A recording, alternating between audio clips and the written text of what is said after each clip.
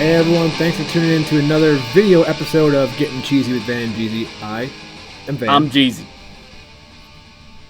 You may or may not have known that the NFL dropped the 2020 schedule this week, planning to start on time. September 12th, I think, is the regular season will start, and we are rolling from there. Roger Goodell sent a memo out to all 32 teams, I think it was last week, basically outlining protocols that allow for the teams to come back to camp and stuff like that. No more than 50% of the people in the building, 75 people max, masks and all that kind of stuff. So with that, it seems that we might have our football on time. I mean, it says, today's May 12th, it says that all of these precautions that Goodell is putting in place should be in place by the 15th. So just a couple of days from now. Jeez Louise. We're talking about having all of the protocols in place by then. The safety precautions, the limited personnel. I mean, it looks good for starting, we're not quite to OTAs yet, but that should be coming up soon. As soon as you can do it, that's better. As soon as you can do it. So very interesting. I'm somewhat surprised, but I think, just like everyone else, people do want to get to work. Maybe that's a controversial line, but I should maybe say, people do want to see football. I think people are anxious to get sports back. Need sports. Need it. People like FanDuel is still a thing, right? The sports betting thing. People are voting on everything. Everything. They're making draft bets. They've been I'm sure they're betting on paper towel stock probably. I did a virtual happy hour, and I honestly sent a link to marble racing off of YouTube, and we watched a little bit of marble racing during a work happy hour. I mean, the limited sports is tough. It is tough. I actually did a virtual beard competition this past weekend. Wow, so fancy. Yeah. Beards are coming into the 21st century. I got 4th place. There you go. Well, here's the thing. Only 1st, 2nd, and 3rd got ranked. Everybody else got 4th. Oh. It's fine. Anyways, back to the NFL schedule and more weird shit. Something's going to happen this year that has not happened since 1991. We're going to have 2 teams playing back-to-back. Weird, right? That is weird. Are these teams anyone that we give a fuck about? No. So it's... Week 10... Week 10 will have Jets at Dolphins. Week 11, both teams will be on bye. Week 12, Dolphins at Jets. Wow. I mean, that's weird. And, I hope in memory of Shula that the Dolphins can trounce the Jets twice. But otherwise, that's all I got to say about that. Yeah. Well, you had a couple things you wanted to say about maybe having an NFL season with no fans in the stadium? So there's been a contingency plan that I've seen roaming around the internet. CBS Sports took a little bit of a dive, again, analyzing some of the Packers' financials and different things, and trying to find a balanced approach where there's not just a huge loss in revenue, in profits, in the net income that the NFL receives. So there are some plans. The schedule is such that it could be that in-person viewing doesn't start until October. Now, given that there's so many unknowns, the NFL has put out the schedule so far where they're intending on opening night that we could have some fans in the crowds, depending on how things go. Obviously, Goodell planning for social distancing there, but there is a contingency plan to have no fans in place. And the biggest news that comes out of that is that it obviously, besides the fact that there won't be any fans, particularly into October, is that there's a huge effect on advertising. So the buildings are asking, hey man, I know the 40-foot rule exists, which is you can't do any local advertising below 40 feet. What's that? 40. That's in a stadium. In a stadium, yeah. So you can't do local advertising below 40 feet. Or sorry, cannot have local advertising space sorry, 40 feet above. I was 40 gonna feet. say that. Sorry. I did not know that. So it says, for context, the goal poles top out at 35 feet. So it's at about that height. So we can still have our using your sausage banner in Green Bay. Well, what they want to do is they want to have more advertising, because they can't charge the same amount when they don't have 70,000 people sitting in the stands for these types of advertising. They're expecting a lot of loss, so they want to be able to make some changes to that. And they're also talking about, will ads make sounds? All these different things about when you're planning for advertising in a stadium when there's nobody there except for the players and the officials. I have a question for you. Yeah. What do you think this does for home field advantage? So home field advantage, we talked about this. One of the leading views on that is that home field advantage exists primarily because of the pressure that refs feel from the crowd. So I think it'll reduce home field advantage a little bit. I mean, what about the players? Some players get super hyped up on like having the fans around, and some players probably play better with just silence. Right? I mean, that could be true. I think that I think this will further minimize home field advantage. That's my take. Do you think so? Just because, Really? again, I don't think there'll be the same amount of pressure on the refs to influence the game one way or another based on the atmosphere. Can you imagine hearing that dumbass Vikings horn going off with just no one in the stadium? Stupid. Anyway, let me ask you one question in return before we wrap this up. Would you go to an NFL stadium with social distancing in place? You can't sit next to your friends or your family that you go to the game with. You mean you're saying like 6 feet apart from everybody? Yeah, maybe there's 2 seats or 3 seats between each person. Honestly, that could be tight. That's probably that would probably be like an XFL game or like an AAF game to begin with, right? Like that's probably the fan draw they get. You figure, let's say you got an 80,000 capacity stadium, you probably got maybe 10,000 people in there. That could be tight.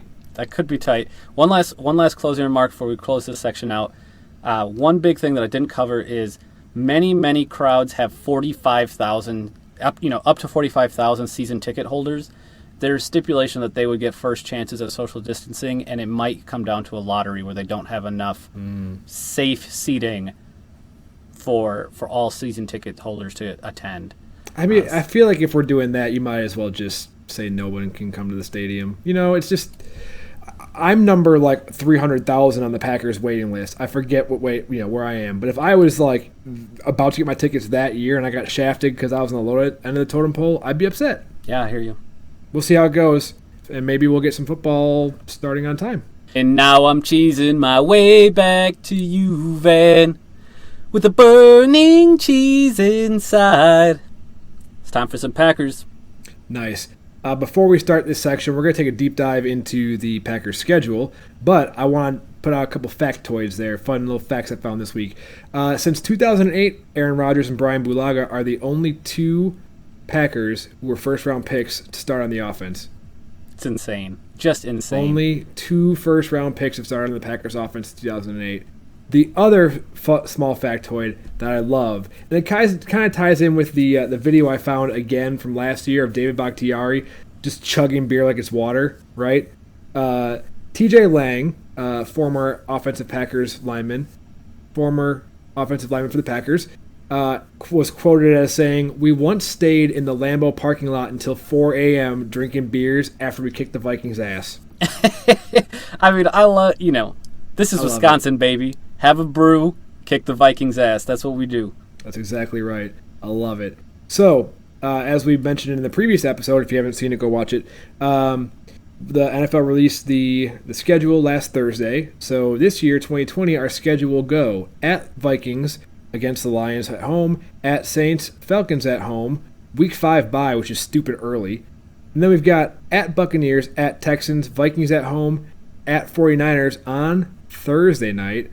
I'm sorry, the Falcons before was Monday night. I forgot to say that. Week 10 against the Jags at home, at the Colts, Bears at home on Sunday night, Eagles at home, at the Lions, Week 15, Panthers at home, Titans at home on Sunday night, and then away at the Bears to end the season. Now, we've got a pretty daunting stretch coming out of the bye there. Like I say, early bye in week 5, which always sucks. It means, it's you get more potential to get banged up second half of the season. But we start going to Tampa to play the Tampa Bay Patrioteers, right? Or Brady. I heard someone actually trademarked the Tampa Bay Gronkaneers. I mean, that's what it is. And we know they're training because cited again was Tom Brady in the public parks. I mean, that's gonna be a tough game too. Just everybody says Rodgers against Brady. It's really not. It's Rodgers against their defense, Brady against our defense, whatever. And then you got the Texans, and they're no slouch, right? They made it to the divisional round of the playoffs. Deshaun Watson's no joke. No joke at all. Vikings are always tough, right? And then we go to San Francisco to play the 49ers in primetime. I did feel good about this schedule knowing that is our only West Coast game. I don't want to put on my tinfoil hat, although I will run to the kitchen and get my foil if I need to. But there has been some bad voodoo on going to that West Coast. Well, here's the thing that the NFL needs to wake up on, right? And it's ridiculous. It is not fair to have players travel more than 2 time zones and play on a short week. That's bullshit. You're going to have the Packers go 2 hours over, play against the 49ers on Thursday night. And now, granted, on the backside of it, you get a little extra recovery time. But I think since they started doing those Thursday night games, I think the team that's had to travel 2 time zones has only won 1 time. And it was I think it was the Chargers against the Colts. I think the Chargers squeaked it out on the last drive. It's something about your body not preparing it with enough time to do that. And I hope the NFL wakes up one day and stops pulling that crap. Packers about to pull it out this year, baby. Speaking of which, Ram Jam, got to give you a quick shout out for hitting us up on the cheese line. Maybe have to get you in here, give a bunch of good impressions about the Niners, their draft. And look, just like you said on the cheese line, the 49ers are who we thought they were. We're showing up this year. We're bringing it for real. I hope so. And actually, and then we've got a couple tough games. We got the Titans, Week 16. That's tough. Derrick Henry, no joke. No joke at all. We'll see. I mean, this has potential. This has potential to be a very tough schedule. I saw that we were ranked in the middle of the NFL for strength of schedule for coming up this year.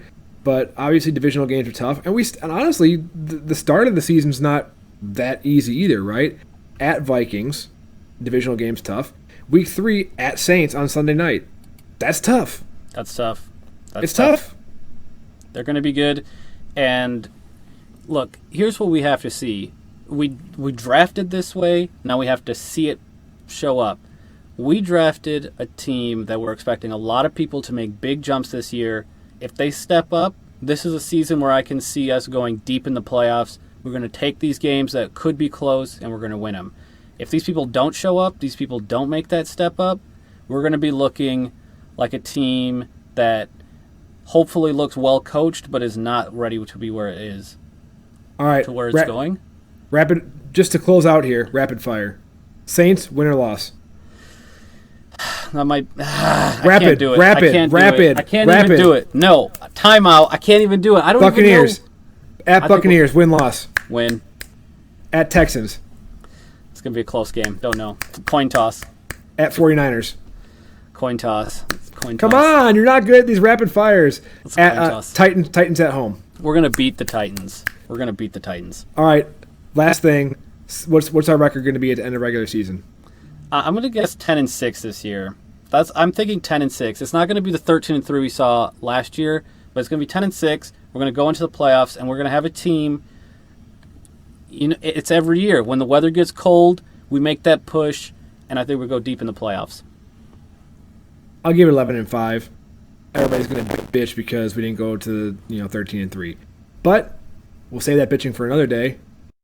We're going to dive into the gossip section this week. And again, this is the section where we talk about some just weird shit that happened in the NFL because it goes on all the time. All the time. My favorite has to be, because he was one of my favorite Packers players of all time, Jay Cutler. Oh. I mean, You know why he's one of my favorite Packers players? He's one because of the most... all he did was throw us the ball all the time. He was some beautiful soul out there on the internet put together a video of every Jay Cutler's interception against the Packers, and it's glorious. Oh, I gotta find that. Find that. But the most apathetic player of all time, Smoking Jay Cutler, actually had a backbone here, and I don't know if this is true or not. I don't care if it's true or not. I'm going to believe in my heart that it's true. Oh shit! I've got a quote here, not a quote, but I guess a statement. He's going through a divorce. Sorry about that. Yeah, sorry about that. After filing for a divorce, Kristen Cavallari wanted former Bears quarterback Jay Cutler to give her $5 million so she could buy a mansion. In response, Cutler froze all of his bank accounts, and so she couldn't access any money, and told her to, quote, get a job. Oh shit! Well, you know, you ever see the SpongeBob episode where Squidward's like being a bum, right? He's just taking advantage of SpongeBob, and you know, when I need a job done, I call someone whose job it is to do that job. No. I mean, I've seen that thing, but all I got to say here is, I don't know what the relationship was. I don't want to step in anybody else's anything, but that's some stone cold shit, Jay Cutler. Hope you're taking care of yours, and I hope you're taking care of yours. That's all I can say there. He probably had a quick just flash of emotion, and then went back to like, I don't care.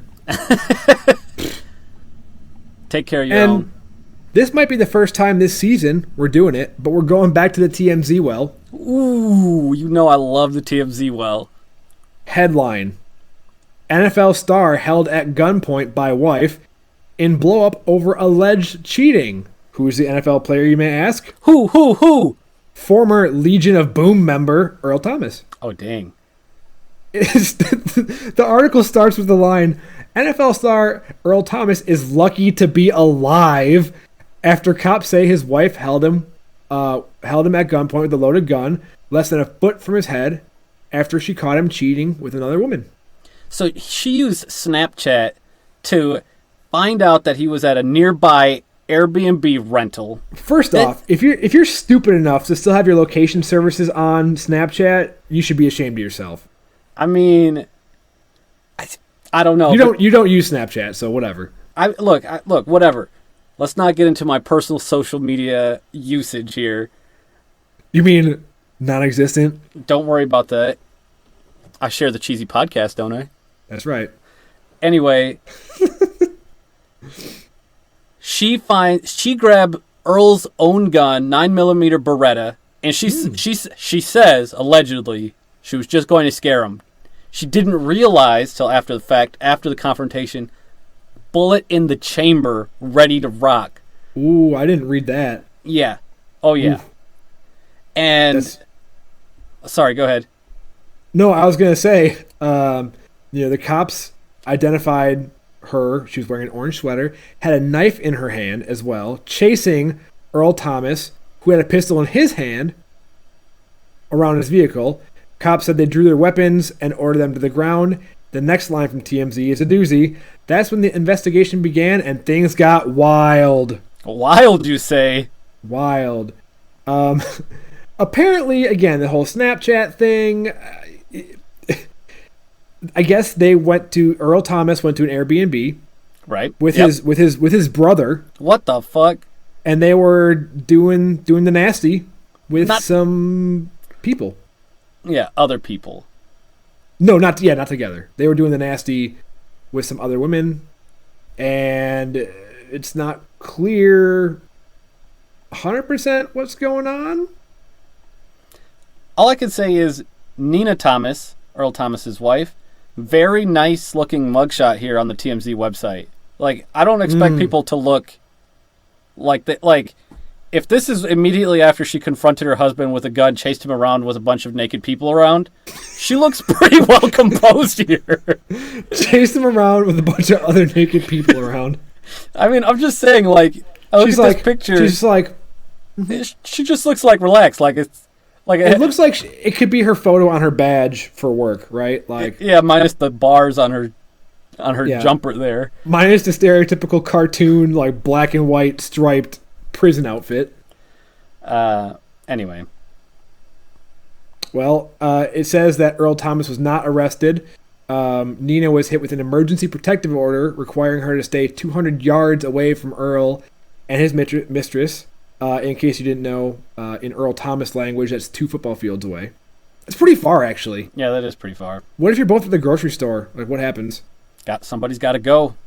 I think you got to call dibs. I think that's how that works. You just call dibs on the grocery store. That can start another fight, though, dude. Like, no, I always hit the grocery store first. I need to get my freezy treats, and I need to get some bagels, or I'm going to starve. I mean, that's true. You know, when pizza's on a bagel, you can have pizza anytime. Oh, I was once told. Do they still make bagel bites? I don't know. Let me just wrap this up. I'll say what Earl Thomas said here. Instead of talking about us, just keep us in y'all prayers. Stuff like this happens. Shit happens. We try to live the best lives we possibly can. Sometimes it doesn't go as planned. I was going to read that exact line. Earl Thomas, wherever you are, take care. Take care of you. Take care of your wife. Maybe better than Jay Cutler did, and we'll see what happens. And you make sure you stay at 200 damn yards away. That's it. That's all you can do. All right, everybody. Well, I don't have a good ending, so bye. Well, you know what? You've been listening to Getting Cheesy with Van and Jeezy. I'm Van. I'm Jeezy. You stuck with it. Another episode. You guys did it. Thanks. I'm your biggest fans. All y'all out there in Facebook / internet / social media / podcast / I don't know, texting us on the phone. Ram Jam, I'm hollering you again. You guys are the best fan we could ever ask for. That's right. And I want to be the best fan y'alls could ever ask for. You missed it. I said you guys are the best fan. Insinuating there's only one. So, hit us up everywhere, anywhere. I'm just going to gloss over this. Cheese line 980-224-3399. Call, text, voicemail, whatever you want to do. We'll answer. We don't care. cheesypodcast@gmail.com. Getting Cheesy with Van and Jeezy on Facebook. Cheesy Podcast on Twitter. Maybe Instagram eventually. We got a website. We're everywhere. Just type in Getting Cheesy with Van and Jeezy. You'll find us. And with that... That's right. With hugs and kisses from Van and Jeezy.